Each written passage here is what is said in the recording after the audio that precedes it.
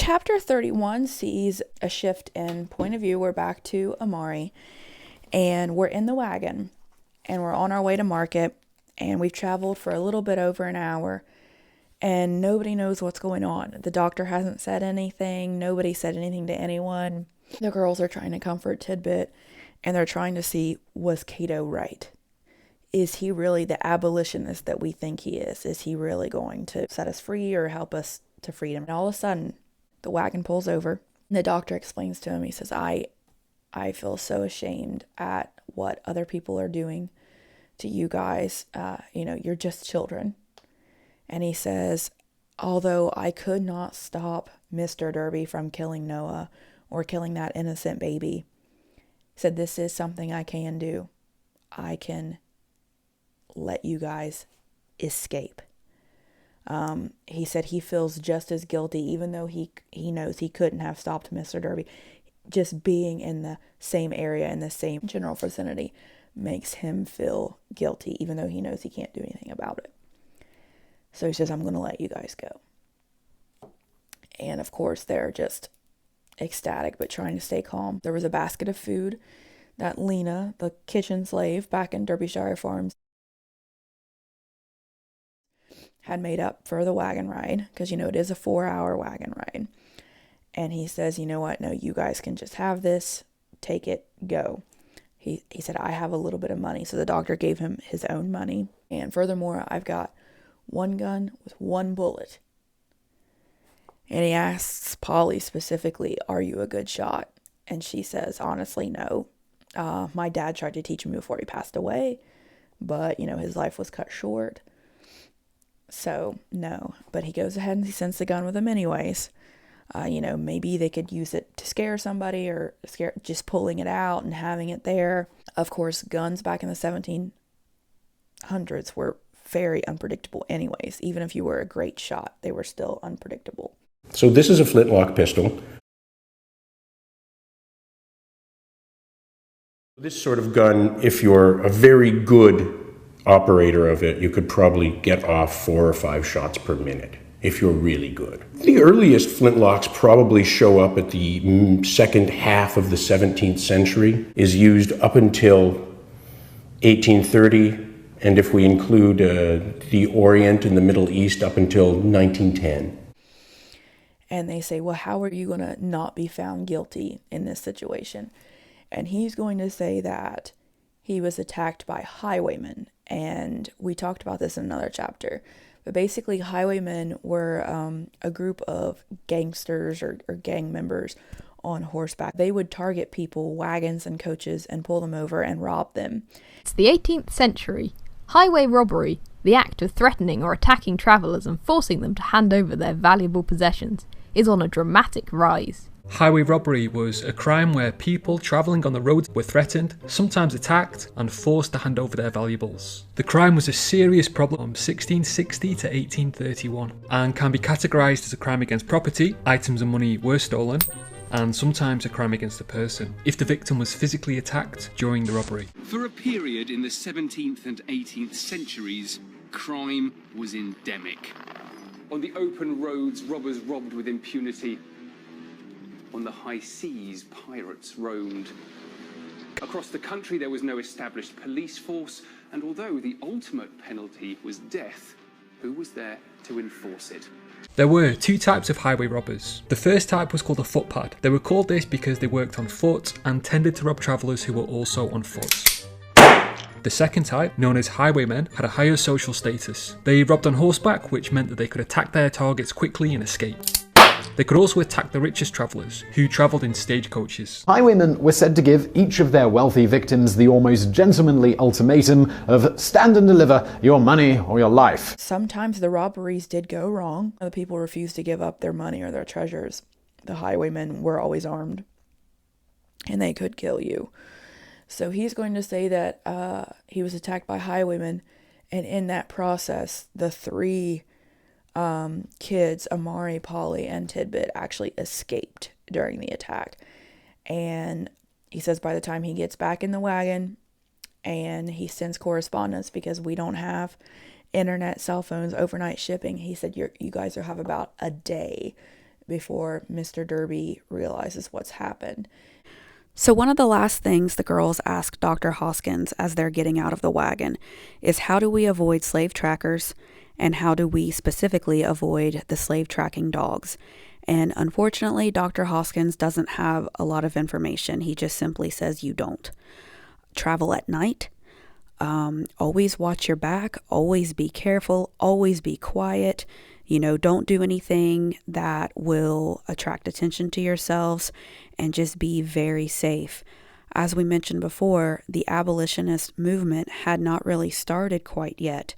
So Dr. Hoskins would be alone in his abolitionist feelings, and he is probably the only abolitionist that he knows in that area of Carolina colony. And then the last thing he says is something very different from Cato. He says, go north. And here's the thing. If someone was in Kentucky or something, I would highly suggest going north. But we're talking about Carolina colony, which is today's version of South Carolina. And they're going to be on foot. They have a better shot at freedom going south to Fort Mose than they ever would going north. But here's the thing. Not a lot of people know that Fort Mose exists, because they didn't put that kind of thing in newspapers back then, because they didn't want Southern slaves to get the idea of running away to Fort Mose. So this is something that Dr. Hoskins might not even really know exists. So you can't blame him for saying going north. That's just the only thing that he knows. All right, so the girls get in a little fight about going north or south. Do we listen to Dr. Hoskins, who is a doctor, so obviously he's intelligent, and he's a white man, so he would have more knowledge in general?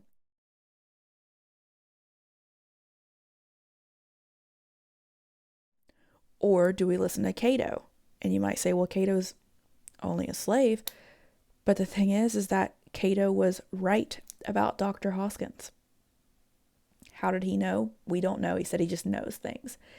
So it's a good idea to put your trust in Cato as well. We just don't know what we're going to do right now. Amari even says, Tidbit and I are going to go south. She has taken complete responsibility for Tidbit, kind of as a little brother, kind of as a mother-son figure.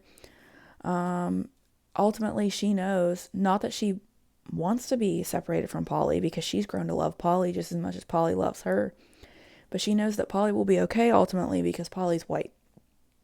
Polly could go north and pretend that she was never even indentured at all, and she would be perfectly fine. Ultimately, they decide to go south towards Fort Mose. The fact that Polly, in the beginning of this book, she was actually disgusted. She was disgusted that she had to live with, sleep beside, and train a slave. She thought that she was above that. She thought that she was too good for that because her skin was white. So the fact that she trusts Amari in this moment, when Amari says, I trust Cato, therefore we are going south because that's what Cato said to do, that's kind of a huge deal, that she would just let herself trust Amari like that. And Amari makes something else very clear in this chapter. She says, I'm not Mina. No, I'm not Mina. I never was Mina. We're not at that place anymore. You call me Amari, which is what my name is. And Polly says, you know what? You're right. That's a good name for a free woman. We're about to be free, hopefully, if everything works out. So you should go back to the name that you want to be called, not your slave name that you were forced to be called. So that's a really nice moment, I think. Even if everything goes bad, at least we have that respect amongst the girls. Another good thing that happens is they get a little scared because they hear some rumbling in the bushes, and they thought, oh my God, they've caught up with us this quick, but it was Hush Puppy. Hush Puppy was trailing them, and he found them immediately. So that's really good, because Hush Puppy's going to be joining them on the journey. He's just a mutt farm dog. He can help them hunt. He can give a lot of companionship to the already very upset Tidbit, who's 4 years old. And he can, help sniff out things. And he's almost like a defense dog in a way too. So I think that's really good that Hush Puppy has showed up. Although it doesn't seem like a lot, he's just a dog. It is. It's very important.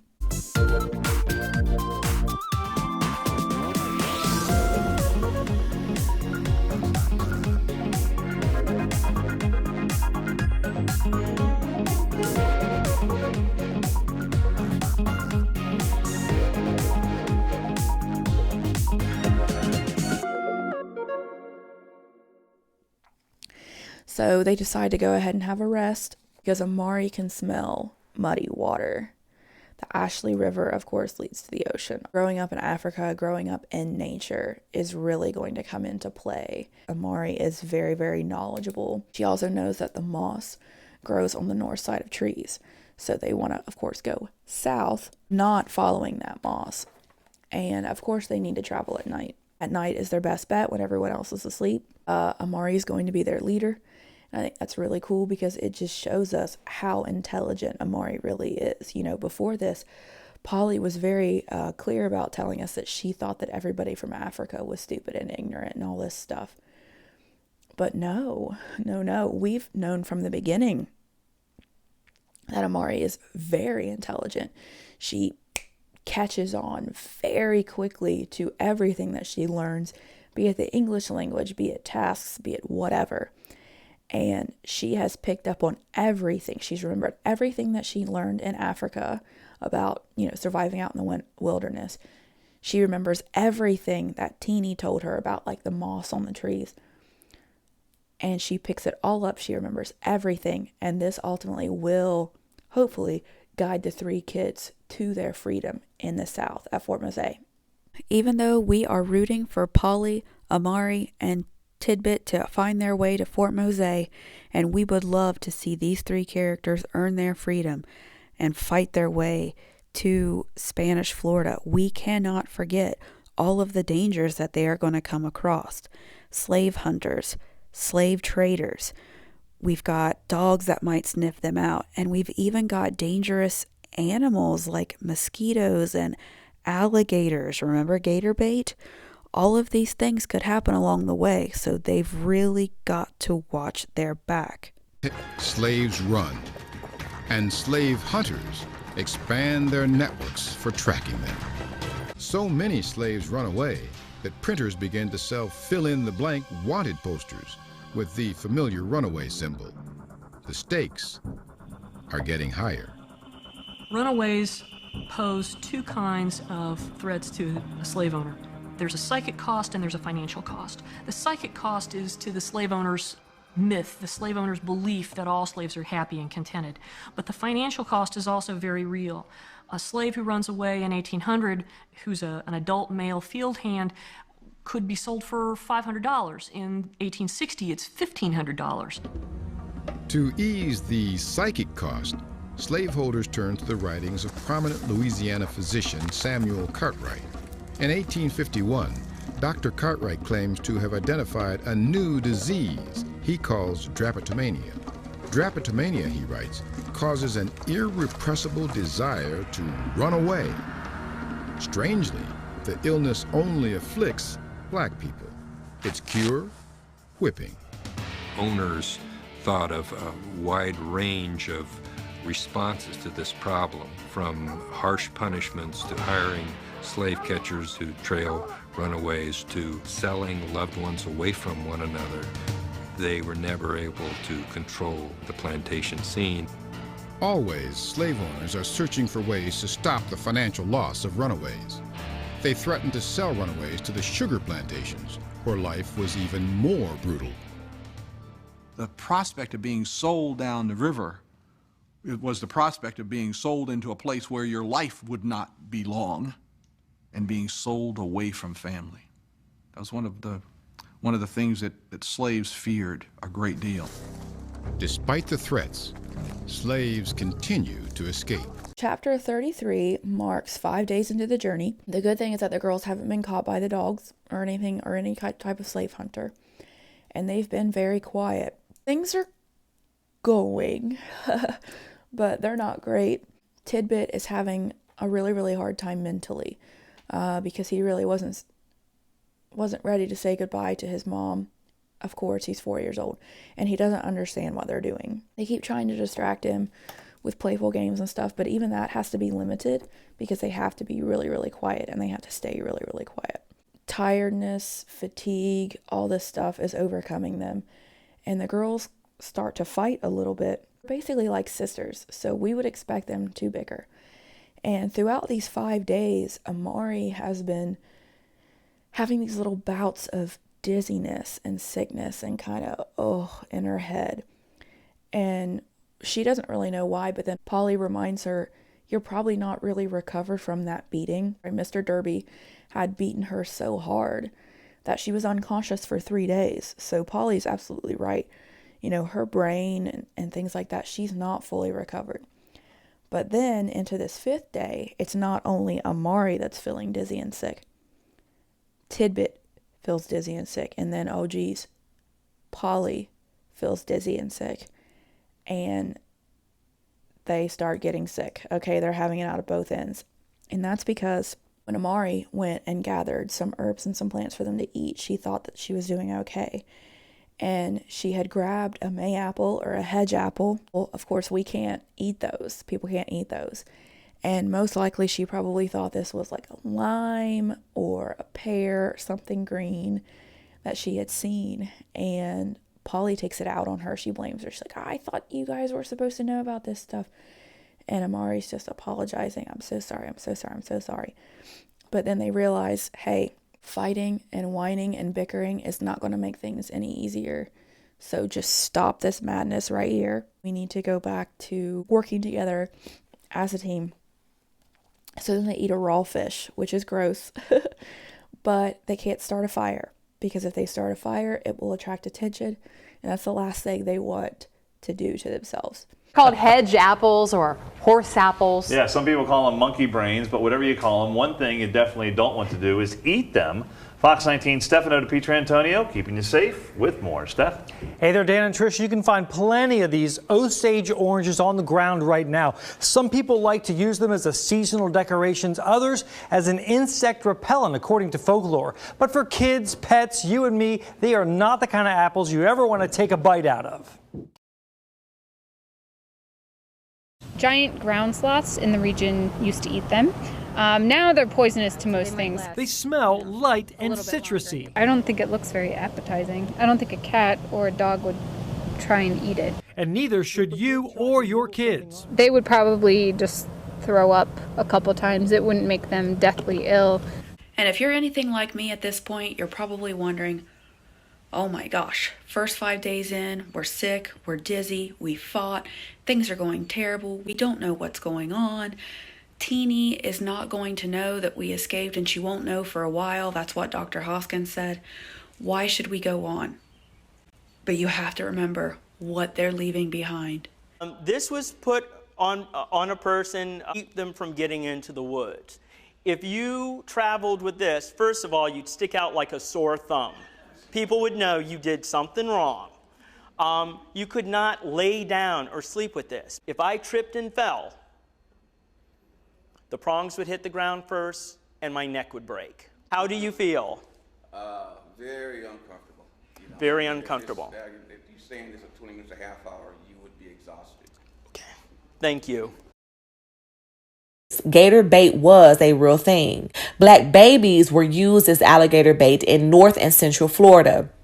The profit-seeking white hunters in the Deep South used black slave babies to lure alligators out of the swamps to be killed so that their skins could be harvested. You see, during slavery and in the Jim Crow era in the United States, African Americans were brutalized and mistreated in almost every way imaginable. If there was a way to kill, maim, oppress, or use an African American for any reason, it more than likely happened. The intent since the beginning of slavery was to dehumanize and terrorize Black Americans. Once they were reduced to a less than human caricature, it was easier to justify lynching and wholesale murder. The constant sexual abuse, the physical abuse, the mental abuse, the gator bait, the life of terror and iron collars and things like that that could always be nothing but bad. This is why the kids continue to keep running, keep going away, because even if this is dangerous and unsafe, there's nothing to go back to, because that's an even worse life.